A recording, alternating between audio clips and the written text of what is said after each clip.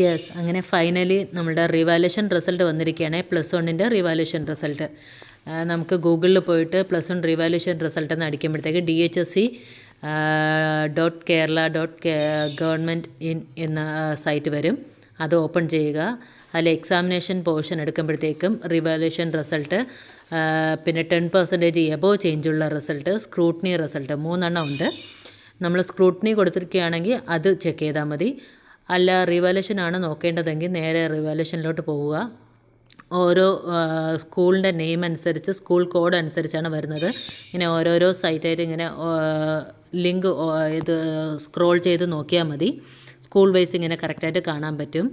അവരവരുടെ പേര്, hall ticket number, school name ഇത്രയും വരുന്നുണ്ട്. ഇനി ചേഞ്ച് ഉണ്ടെങ്കിൽ അത് മാത്രമേ കാണിക്കത്തുള്ളൂ. ചേഞ്ച് ഇല്ലാത്ത നെയിമോ ഹോൾ ടിക്കറ്റോ ഇതിൽ ഡിസ്പ്ലേ ആയിട്ടില്ല, പബ്ലിഷ് ചെയ്തിട്ടില്ല. ചേഞ്ച് ഉള്ളത് മാത്രമേ പബ്ലിഷ് ചെയ്തിട്ടുള്ളൂ.